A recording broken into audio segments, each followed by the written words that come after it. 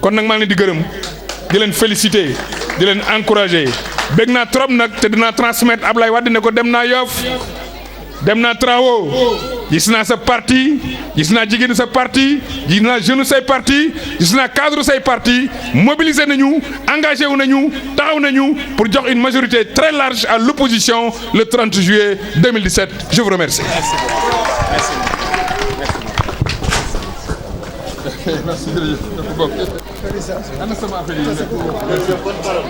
ñu ngi leen di gërëm di leen sant.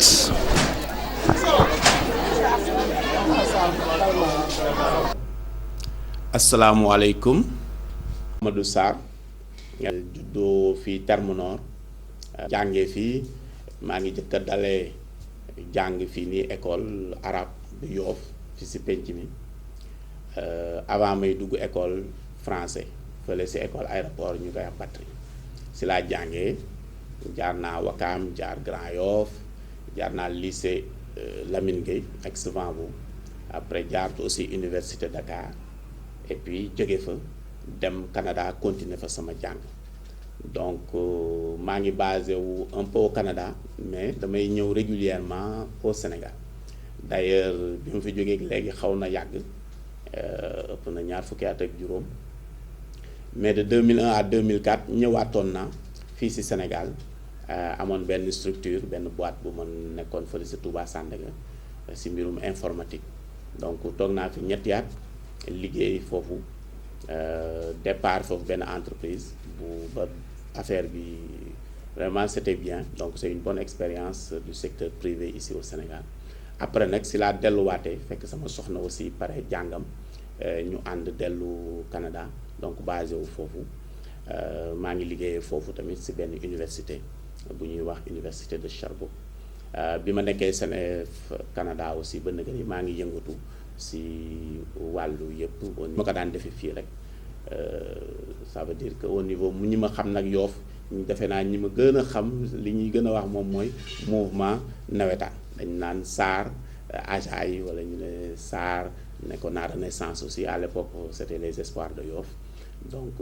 sama mais nag aussi damier daan nekkoon naa sax joueur espoir de Yoff en dam au passage maa ngi nuyu sama xarit yi ñoom télé ak ñoom ñëpp donc bokk di dem campus di dem lycée di bëlatoo gars yi foofu suma donc ñëpp daal bëgguma tudd tur bañ a fàtte ñeneen donc loolu moo tax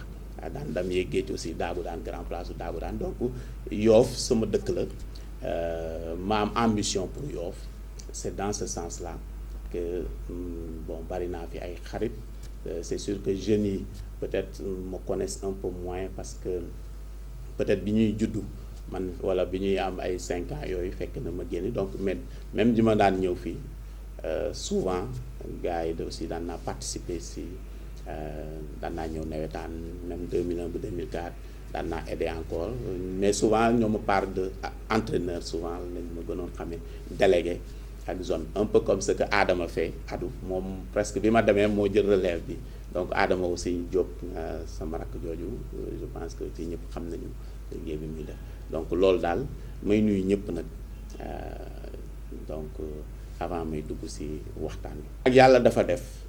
en 78 fekk début de l'adolescence ma découvrir ci élection yooyu ku ñu naan Abdoulaye Wade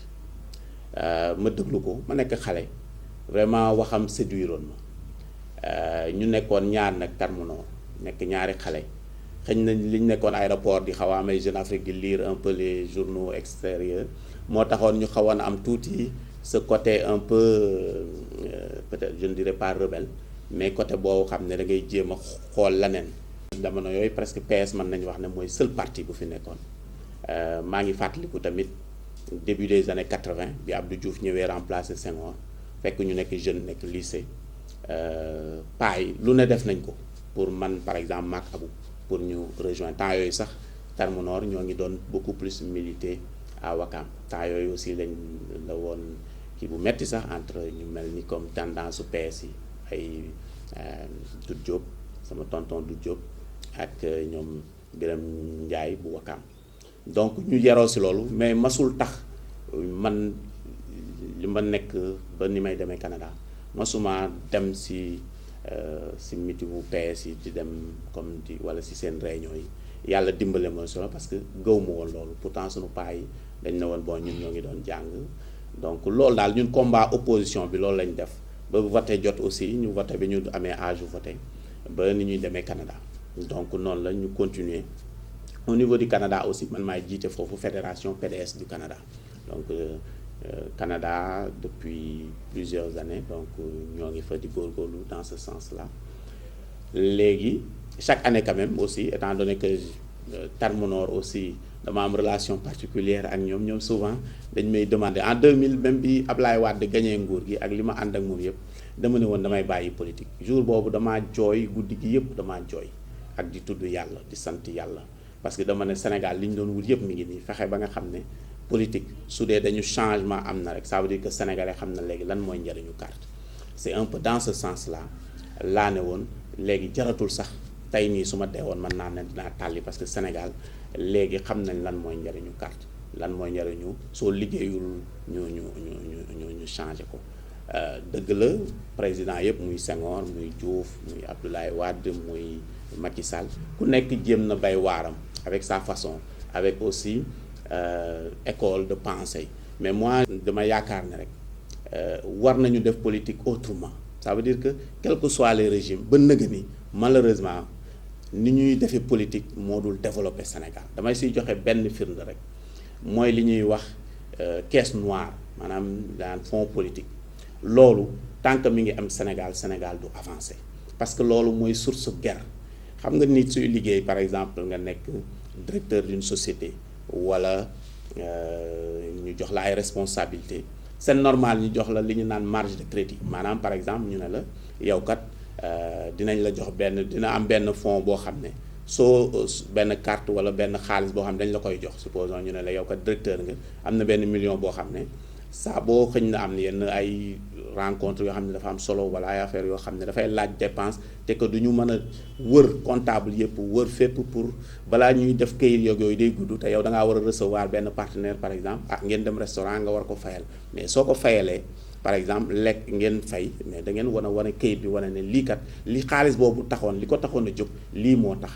ba nga xam ne après ñu su wàññee ko par exemple dem ba ñu génne si lu mat 500 000 wala 600 000 après noonu lañ koy renflouer delloo si mais toujours mu méngoo ak li tax loolu jóg mais Sénégal malheureusement fonds politique moom moo ko yàq ni ñuy politiquer baaxul moo tax ni ñuy gere nit ñi ku falu ñu ñëpp daw ànd ak yow man gëwuma boobu politique moo tax sax li ngeen may gis ci médias yi aussi daawul bari parce que yàgg naa politique fii yàgg politique Canada mais suñ may gis souvent médias yi am nañu gis nañ la télé mais ñëpp mën nañ seede na ñaare suñ ma gisee rek ci wàllu njàngale walla ci wàllu peut-être yenn implication yi pour jàppale suñu comme université yooyu ci yooyu laay gën a yëngu parce que d'accorduma ak ni ñuy defee politique et dafay décourager ñu bari mais nag dama am yaakaar parce que gis naa jeunes yi ni ñuy xalaate léegi c'est différent léegi dañuy xalaat vraiment xalaat boo xam ne man wóor na ma ne tubaab yi dinañ leen dab waaw parce que dafay metti nga jàngee fii xam nga li ñu naan man xam nga waa Yoff yi xam nañ li ñuy wax ngëza nga daan def tànki nen dem ngëza di dugg di dox di def lu ne nga def dox dugg ci piste bi di gubi jaan man laa matt yooyu yëpp yàlla suturaal la donc dama naan du sunu ngóore waaw yàlla rek moo ñu suturaal du sunu njàmbarte donc yàlla dimbale ma ba xëñ na léegi xaw naa génn tuuti ba ma am lu ma xaw a mënal sama bopp tuuti loolu lépp sant yàlla rek mais loolu mooy wane ne tamit waruñu naagu àddina lu ñuy def rek dañuy xalaat ne ëllëg dañuy tëdd benn jour ñun rek waaw suñuy jëf lañuy su boobaa moo ñu fay fekk donc loolu saa bu ñuy xalaat ne rek ëllëg dañuy kii donc day na jafe lool ci nit ki suy xalaatee noonu muy jël par exemple li ñu naan alalu askan wi mu koy jël di ko pasaree di ko def lépp loolu daal vraiment man politique boobu vraiment laa bëgg mu dañ Sénégal waaw loolu dama koy combattre au niveau du PDS au niveau de partout waaw ñëpp ñi ma xam Canada ak fii nii à Terme Nord à Yoff fépp loolu xam nañ ko ci sama côté. C'est normal su ñu nee par exemple am nañu benn fonds politique supposons je ne sais pas benn kilifa ci dëkk bi feebar ki par exemple ñu war ko évacuer yu demee noonu par exemple mën na kat ne lii kat par rapport ak fonds politique genre yi la jariñ ça veut dire def yoo xam ne ci sutura mais jël par exemple nga ne ministre bii wala kii kat soxla na ay nit xaaral ma jël malat jox ko wala xaaral ma lii pour mu indil ma ay nit loolu vraiment war na génn Sénégal te loolu ci parti yëpp nag laa ko boole donc may ñaan waa Yoff commune bi Yoff mi maanaam jógee Jàmmalaay ba Terme Nord en passant par tous les quartiers maa ngi ñaan rek surtout ñu changer ni ñuy defee politique ñu bañ a topp même vraiment ñu bañ a topp loolu daal donc loolu c'est un message fort que maa ngi ci insister nag parce que loolu laa gëm loolu laa yaakaar ne moom mooy soqali Sénégal moom ak njàng mi waaw maanaam njàng mi d'ailleurs loolu laa daan gën a dénoncer tout le temps suñu daan def réunion nit ñi nekk di tëb ci table yi parce que dañu leen a jox ceeb ñuy xuloo ak ŋaayoo foofu jour boobu mu fees dell ak nit loolu politique boobu gis nga ñu dañ ko daan def depuis très longtemps depuis indépendance bën na nga ni politique boobu la ñuy def te jëmewuñu lu fenn donc bon ñu defar ay infrastructure defar ay école defar ay ci yooyu noonu moo ñuy jëmale kanam mooy changer la vie d'une personne mais xam nga soo duggee sunu hôpitaux yi sa xol dafay metti man saa bu ma duggee hôpital di seen mala rek sama xol dafay jeex léeg-léeg ay rongoñ yu metti laa fay tuur parce que damay gis ne nit ki su tawatee fi mu nekk defe naa ne vraiment cadre bi war na nekk joxe ba nga xam ne di ko joxaat espoir de vouloir vivre maanaam mu jox ko yaakaaru bëgg rester waat ci àddina bi pour dund mais su dee yow fa ngay nekk ni ñu lay traité saal yi ni mu mel et tout ça vraiment daf lay metti surtout su dee da nga nekk ci dëkk tubaab yi nga gis le truc et que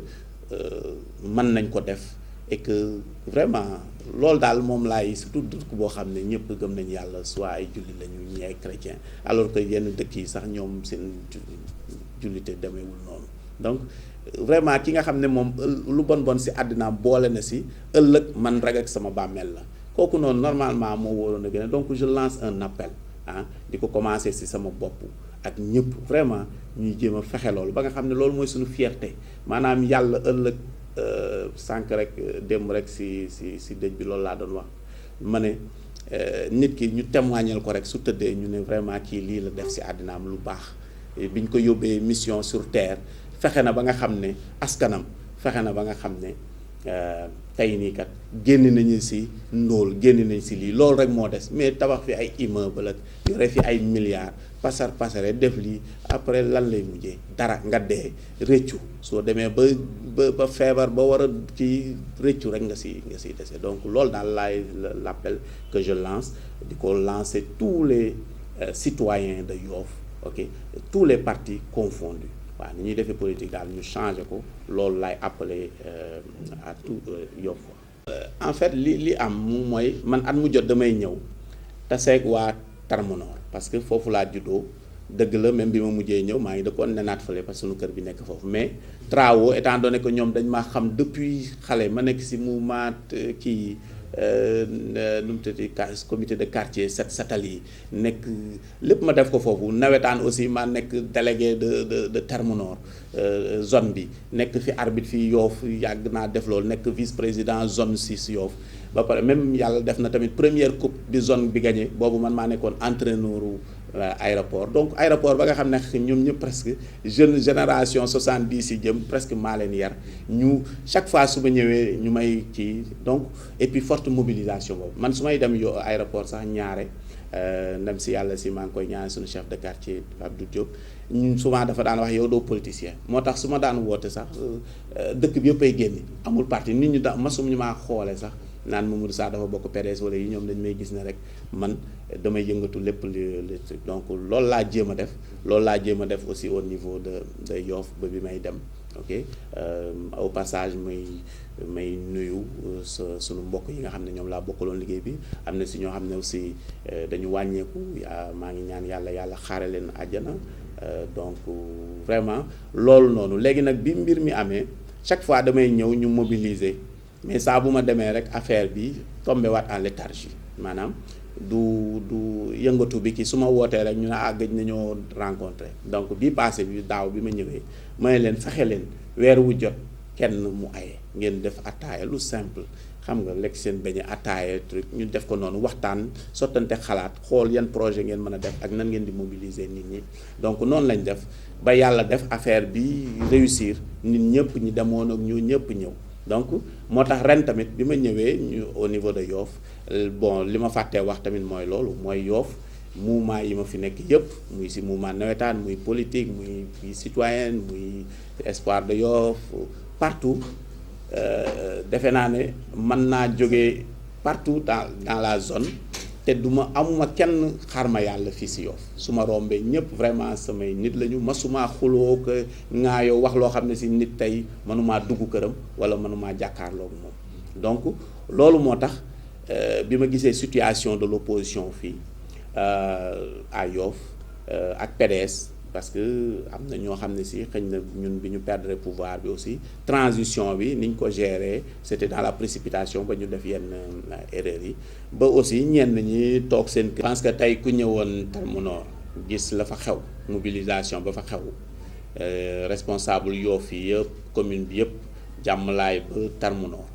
ñëpp ñëw ok ku ko gis rek xam na ne en tout cas gis nañ ne daal opposition bi fi mu nekk nii taxaw na moom laa doon expliquer ça veut dire bi ma daan ñëw chaque fois su ma ñëwee mobiliser su ma delloo rek affaire bi kii donc loolu tax ren ma ne étant donné man Yoff ñëpp mën naa wax ak ñoom responsable yi te am na ñi meroog ñi ci ma jël sama tànk dem quartier par quartier Nord Foire Jàmmalaay Nenaat partout daan Mengen fépp fu responsable amoon ñëpp ma dem gisi ji leen ok xëy na sama frère Silla sama rakk ju baax jooju peut-être laa jotu la waxtaanal ndaxte dafa fekkoon mu voyager donc ñëw mais ñëpp daal waaw ba ñi nga xam ne sax ay genre monument lañu fii si Yoff si PDS waaw suma muy monsieur kii muy Naaru Meng mu ku baax ku liggéey lu bëri fii si Yoff donc ñëpp laa gis ñëpp laa dem am na ñoo xam ne nag malheureusement dariñ kii bi parce que balaa kii meeting bi dafa xawoon a jàmp mais si tànk yooyu lañ nekk ba nga xam ne bi ñuy def meeting bi gis ngeen ko kàddu gi benn la woon ñun ñëpp amul tendance parce que amoon na ay rumeur ñu naan Sarr dafa kii bëgg pousse ñii wala lii mais finalement ñëpp jël nañ kàddu gi wane ne parce que def nañu liggéey boobu sur le terrain guddi lañ daan dugg si dëkk bi waxtaan ak ñi ñu war a waxtaane moo tax tey mobilisation bi ñu am vraiment macha allah lépp si léegi nag loolu ñu def à Termonor weer wu jot nit ñi tase loolu incha allah moom la ñuy def quartier bu nekk waxtaan naa ak ñëpp par exemple su fu mel ni Nenaat ku mel ni sama yaay ju baax jooju aussi Yacine Ndoye ñoom ñëpp déggoon nañ si loolu ba nga xam ne quartier bu nekk dañuy def mobilisation supposons ñu ne mois bi quartier bu nekk dinañu réunir au début peut-être duñu bari noonu mais comme li kii rek après affaire bi law par exemple actuellement Termonor dañu vendre même beaucoup de cartes donc loolu noonu gis waa Tongoor yi aussi si tànk yooyu la ñuy nekk quartier bu nekk tey si suba tamit gis naa sama yaay ju baax jooju si Jatu Jaañ et cetera ñëpp daal si côté boobu la ñuy liggéey ba nga xam ne su quartier bu nekk su defee rencontre am après mois bi si topp par exemple mën nañu dajale ñëpp waaw dem nañu Jàmmalaay am na surtout xam ngeen liggéey bi yéen a ngi naan amul opposition mais parce que da ngeen a seetluwul rek man mi nga xam ne depuis maa ngi si mouvement par exemple di gis di travailler ak les mouvements karimistes dañu gis ne Sénégal fi mu nekk nii Karim su tegoon tànkam fii rek buzz bi muy def macha allah donc yéen da ngeen naan peut-être ay PDS ak yooyu mais PDS c'est vrai peut-être am nañu jàmbaar ñoo ngi xam ne ñoo ngi continuer seen liggéey di ko def mais peut-être yéen li ngeen bëgg mooy ñu visibilité beeg yu demee noonu mais sérieusement ok et c'est le même mouvement bi ma jógee Canada jaar naa Paris def fa quelques jours rencontré dem naa même benn manifestation Khalifa Sall donc mu réunir tous les PS parce que en réalité politique bi actuellement suñu ne PS mais PS presque dara desatu fa ñëpp presque base bi en tout cas ñi nga xam ne ñoo tax ñuy wax PS mais ñoo ngi Khalifa Sall AFP même chose parce que les jeunes qui veulent de l'avenir mais nekkatuñu ak ay yeneen beneen el bi donc xam nañ ne ñoom dañu am avenir pour Sénégal pour liggéey Sénégal donc gis nañu ni dëkk bi ni mu ni si xaw ni donc bi ma demee par exemple Paris rencontré naa ñu jox ma parole ma encouragé leen waa Manko aussi def nañ ko conférence bu mag journalistes yi taxaw ñu invité ma aussi ma bokk aussi ñi nga xam ne jël nañ fa kàddu répondre aux journalistes et tout et que kàddu gi benn la maanaam élection yi di ñëw opposition bi yëpp incha allah dañuy jéem a fexe def une liste commune pour aller vers une cohabitation su ñu defee cohabitation magistrature bii ñëw incha allah ça va être 2 ans après élection présidentielle ñëw te côté boobu aussi am nañ yaakaar li tax may jàppale Karim Wade parce que en fait dama jàng Karim Wade xëñ na tamit mentalité yi bokkul ça veut dire ñi nga xam ne bëgguma ŋàññi français yi parce que yàgg nañu suñu coopération ñu nag France mais il faut ñu wax ñu nungu tamit ne anglo-saxon yi ni ñuy xalaatee ñi nga xam ne ay Canada ay États-Unis ay Angleterre ni ñuy xalaatee dafa wute gis nga li ma leen doon wax sànq ci fonds politique yi c'est un peu ay héritage yu ñuy jël ci France te dañu collé wu am na ñoo xam ne ñoom dañu yaakaar ne France mooy lépp xam nga ba nga xam ne erreur yooyu la ñuy def ba pare nag suñu copier France et puis on copie mal léegi nag dañu leen di copier ba pare ni ñu koy defee baaxul sax xam nga su doon sax dañuy copier jéem a kii mais du baax et puis du réel suñu culture ak suñu kii bokkul waaw mais Karim Wade seetlu naa ci moom benn affaire boo xam ne ni muy xalaate mooy li ma bëgg ci aussi au niveau politique ça veut dire que gis naa ne je pense que loolu moo tax sax mu victime ça veut dire ñu diaboliser ko parce que Ablaye Wade xëñ na moom école ñoom in Senghor ak ñoom Abdou Diouf ñoo bokk ni ñuy xalaatee xam nga ay affaire tubaab ak yooyu même su dee Ablaye Wade l'avantage manoon naa ci def exposé bu mag mooy son côté leadership li ñu naan au niveau profil parce qu'il y a des profils gestionnaires des profils entrepreneurs mais moom ce sont côté li dëkk soxla maanaam on n'a pas besoin koo xam ne dana laan ñaata lay jar ak na la li comptable non on a besoin d'un quelqu'un boo xam ne gis ngeen ko un bâtisseur quelqu'un bu gëmloo yóbbu dëkkam ci rêve ok mais teewul am na yoo xam ne xëñ na da nga naan su doon ñi nga xam ne ci beneen mentalité lañu am ba nga xam ne du côté français boobu doon nu dinañ gën a comme ay fonds politiques yeeg affaire yooyu moo tax nag aussi il n'a pas eu la tâche facile diaboliser nañ ko combattre nañ ko dugg nañu lu ne surtout les lobbies dafa am ñoo xam ne ci dëkk bi ay lobby lañu waaw yore seen kii seen i avantage bëgg ñi nga xam ne ci néew ji doole ji continuer ñoom ñu nekk ay milliardaires ak ay millionnaires population bi di truc léegi nag soo ñëwee ne loolu du fi amati ñu ñëw xeex la mu jaxase la population bi et cetera jël seen i xaalis di leen xëpp mentalité yooyu la ñu bëgg mu dañ te Karim Wade looloo tax sax ñu gën ko sonal et puis yàlla mi ngi ñuy wan ne affaire yu bari yoo xam ne dañ naan Karim a ko doon jéem a bloqué mais nag après ñu ñëw utiliser médias yi def affaire mais gis nga loolu noonu xam nga Karim Wade affaire bi sax man dama siy ree parce que yéen ñëpp xam nga yéen ñëpp yàlla may na leen xel gis ngeen procès bi ni mu demee xam nga loolu moom masul la am façon procès bi presque cinéma la man procès bi dama ko suivre de A à Z dama siy discuter ak avocat yi yëpp gis nga dama ko suivre de A à Z man maay première personne bi nga xam ne même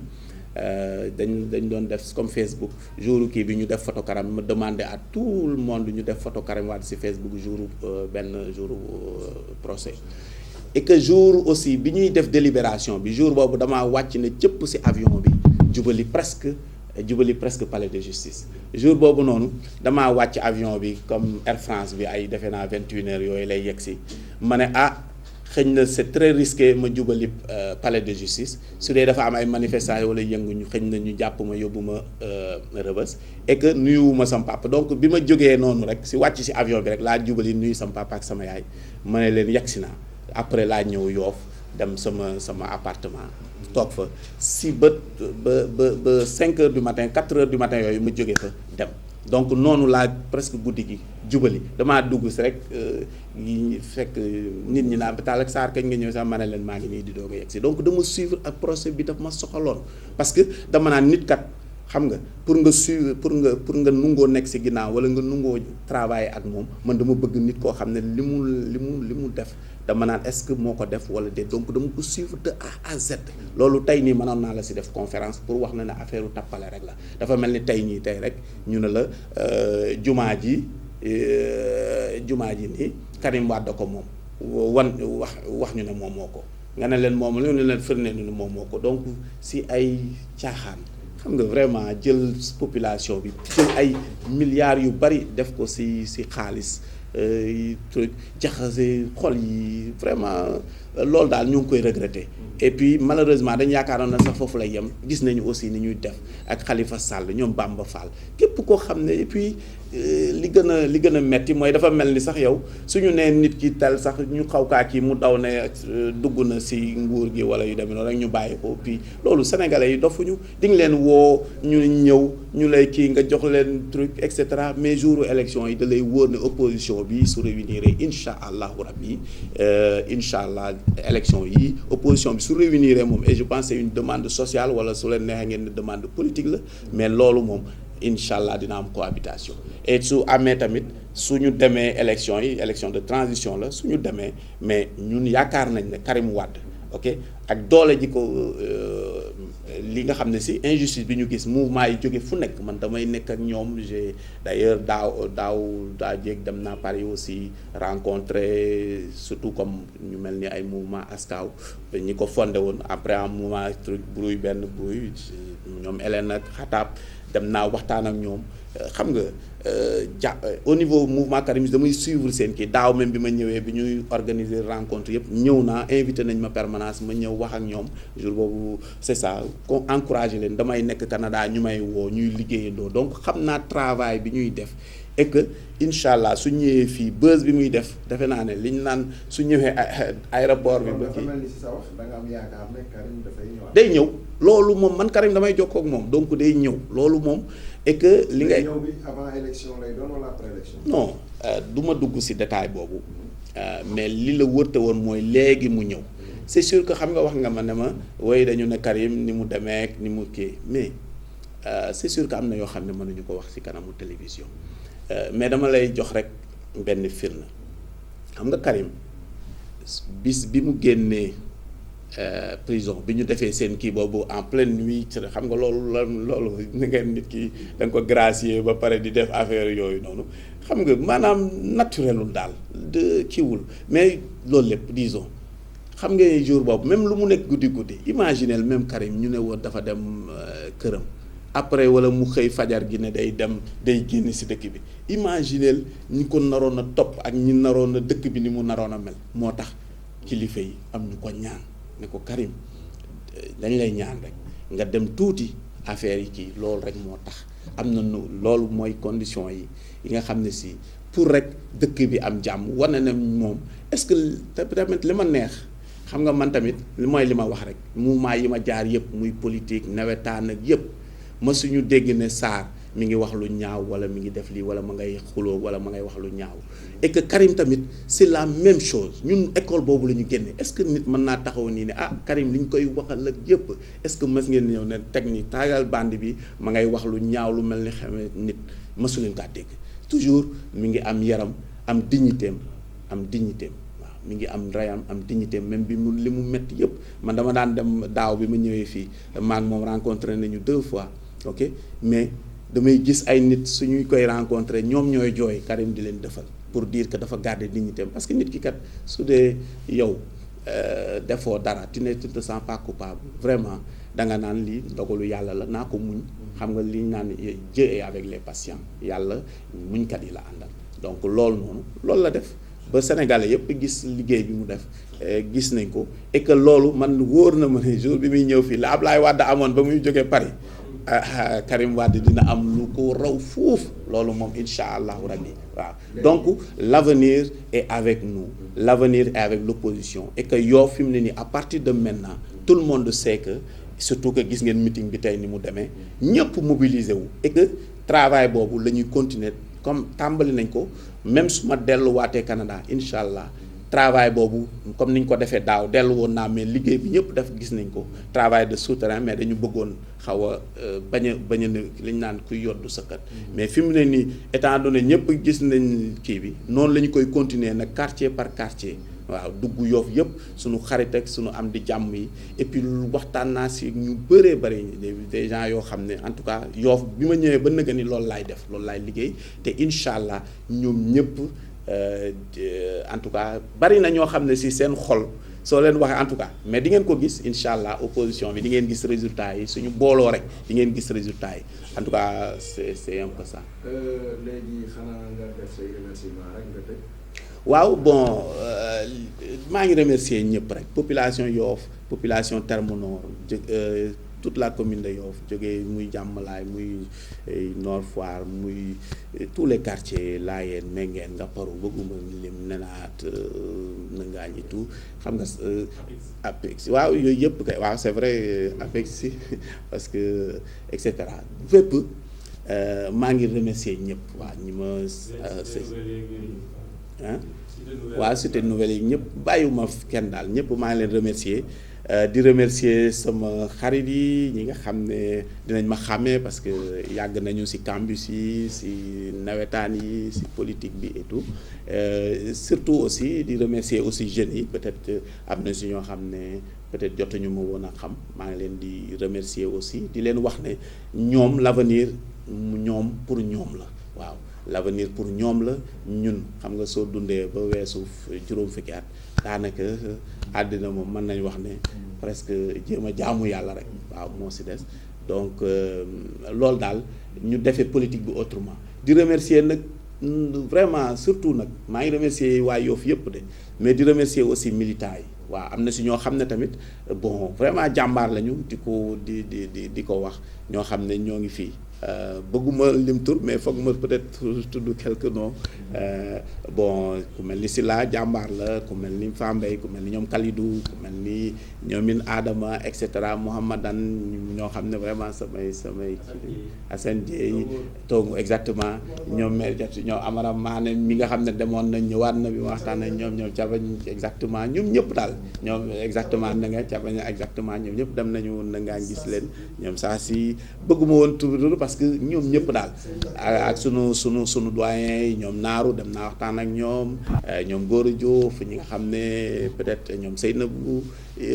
ñëpp daal vraiment ñoo ngi remercier ñëpp daal ñoo ngi remercier ñëpp di remercier amuma seen fay daal amuma seen fay et que travail bi di ngeen gis ne à Yoff c'est un nouveau départ pour l'opposition même si on faisait un travail souterrain waaw di sensibiliser à travers les mouvements et tout mais li Sénégalais yi gën a kii mooy